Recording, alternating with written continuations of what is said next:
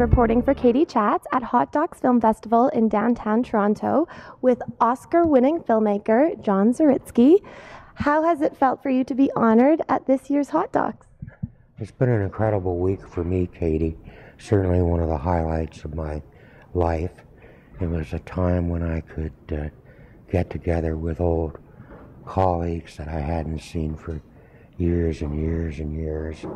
And of course, seeing 4 of my films that I hadn't seen for a number of years, in one case 20 years, was an amazing trip down memory lane. Yeah. And as someone who's been in this industry for close to 40 years now, you've made such an array of films, whether it be about college kids or assisted suicide, so many different topics.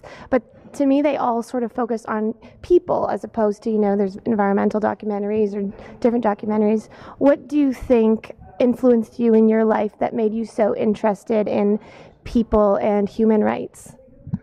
I basically view myself as a storyteller, so I'm looking for really moving, different stories involving human beings that I like and even learn to love in many instances, so that I hope the audience will share my feelings for people. And I also, look for dramatic situations where people are in difficult situations. They're dying either, of some terrible illness, or they're involved in a war where they might die.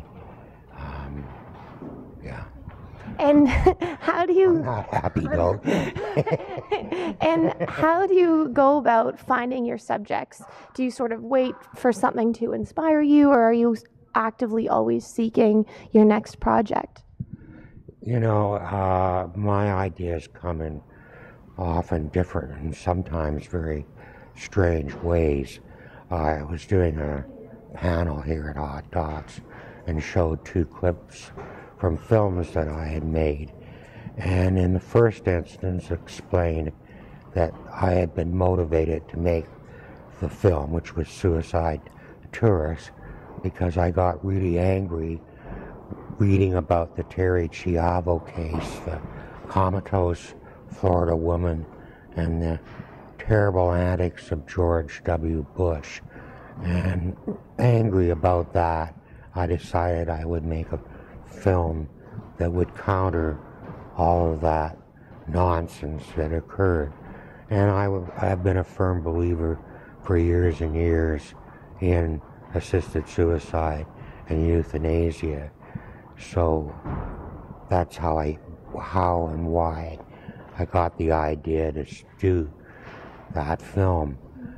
But at the other end of the scale, as it were, was Leave Them Laughing, which I got the idea for that reading the Globe and Mail on New Year's Eve, waiting to go out, and they had 2 pages of memorable quotes from the previous year, and they were some sports and entertainment and political quotes and whatever, but there in the midst of the 2 pages was a joke about dying that I actually found funny.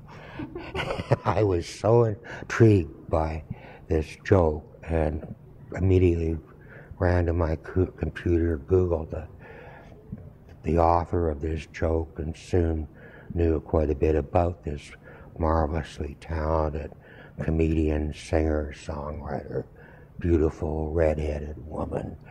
And I called her on New Year's Day, and she was dying of ALS, and I explained that I wanted to do a musical comedy about dying, and she thought it such an outrageous notion.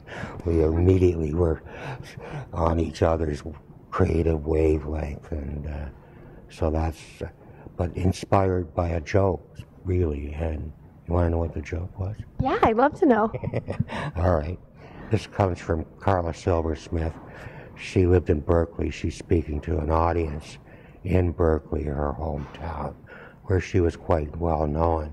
And she says, I guess you all know by now that I have ALS, or Lou Gehrig's disease, which sucks because I hate baseball. I'd much rather have a basketball disease, you know, something like Wilt Chamberlain disease. That's where you have sex with 20,000 people and then you die. You got to admit, that's a funny show. You know? Yeah. And speaking of sort of being inspired by this news article, you were a news reporter for, I believe, 7 years before getting into documentary filmmaking. Mm-hmm. Can you tell me a bit about being a reporter and perhaps how that drew you to being a storyteller in a little bit of a different medium, although there are similarities as well? Yeah, well, I was, you know, a newspaper reporter for 7 years. I covered a variety of beats, from being a night police reporter to court reporter, education, city hall. I was in the National Press Gallery in Ottawa. And at the end of it, I was an investigative reporter for the Globe and Mail and broke a couple of stories that resulted in the resignations of 2 top Ontario cabinet ministers. So I got a national newspaper award for those stories, and the Globe won a Michener Award for journalism for those stories. So I was really at the top of my game, as it were, and then the CBC came along and offered me 2.5 times the money I was making at the Globe and Mail. So I basically sold out.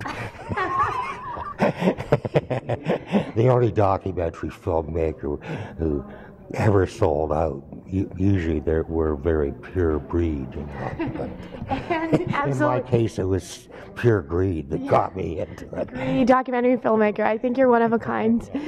And can you tell me a little bit about, I mean, I know to make a documentary film often takes years and a tremendous time and effort. What has driven you to make so many dozens and dozens of films? What drives you to follow through? Is it the story, the people themselves? What is it? It's a great adventure. Every film for me is a great adventure, either creatively or sometimes often very risky business, you know, where you go off to war in a dangerous place to make a film, and it's like, wow, you get to go places that 99% of the world doesn't get to, and you see people from every walk of life. I've met the richest and I've met the poorest, and it's also like a continuing college education, because you get to know intensely about whatever you're making a film about. You know everything there is to know about it, and so it's like, as I say, going to university for all your entire life, you know, because each film brings a new education, a new adventure, and a new chance to meet and be involved with some really wonderful people. And some of my film subjects are still very, very close friends of mine, that if it hadn't been for the common experience of making a film with them, I would never have met them, least of all become close friends with them, you know. So yeah. And throughout your filmmaking, you've certainly witnessed some very extreme situations, whether it be war, as you mentioned, or even death happening in the same room as you. What has been the most the experience that most affected you while you were shooting, that you really had kind of a reactive experience to? Well, you know, certainly I've had some difficult times, but I think one of the most difficult ones was going to Uganda at the beginning of the AIDS pandemic and filming Uganda's biggest rock star, who had become the first black African to publicly say that he had HIV and would die of AIDS. And I followed him. His name was Philly Lataya, and Philly and I, of course, became best of friends and very close. And I traveled around Uganda, to every corner of Uganda with Philly, and we went to villages that had been completely decimated by AIDS, like ghost towns, like nobody living there anymore. And I watched for 6 weeks as he got weaker and weaker, and I was always daily torn by how much more could we ask of him, and should we be even asking him to do this? But he was so determined to bring a message to the Ugandan people about HIV and AIDS that he always wanted to do everything he could. So that was certainly an amazing adventure, as it were, and wonderful human experience, actually. And along the same lines, what would you have to say about the human spirit after seeing so many people in these struggling conditions? What have you learned as a sort of student of life? I'm always astounded by the courage that people can muster in the worst of circumstances, and I think that's been a continuing sort of thing for me, is that, anytime bad things happen in my life, and I've had a number of bad things happen, I always think of my film subjects and what they go through and what they've gone through and put up with, and I always come away feeling better knowing that my woes are relatively minor compared to theirs, so. And what advice would you give to an aspiring documentary filmmaker? Don't do it.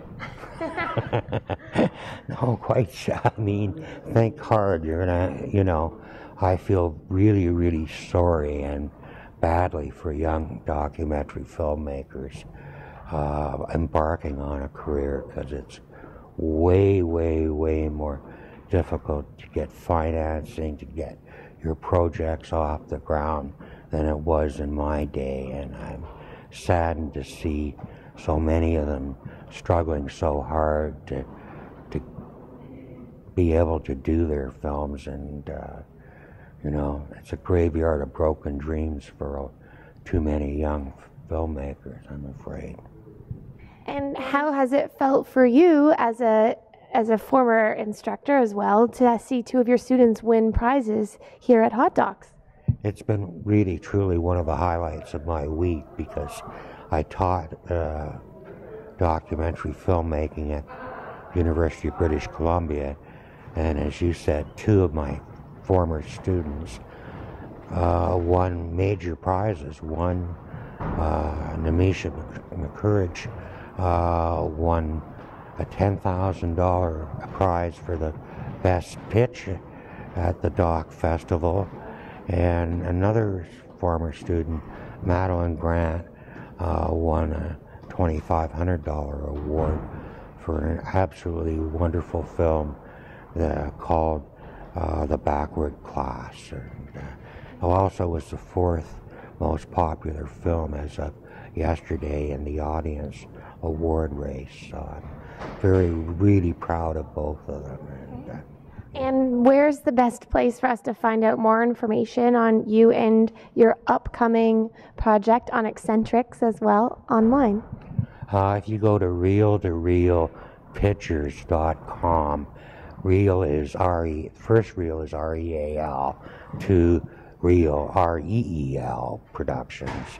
You can find information about my next two films that I'll be shooting this year. I'm halfway through shooting one film on Eccentrics, and later this year I'll be doing my third film on thalidomide victims. Well, thank you so much. Congratulations on an amazing career, and congrats again on being honored at this year's Hotdocs. Thank you again, Katie, and it's been so nice being on your show. Oh, thank you. I'm Katie Ullman reporting for Katie Chats at the Hotdocs Film Festival in downtown Toronto.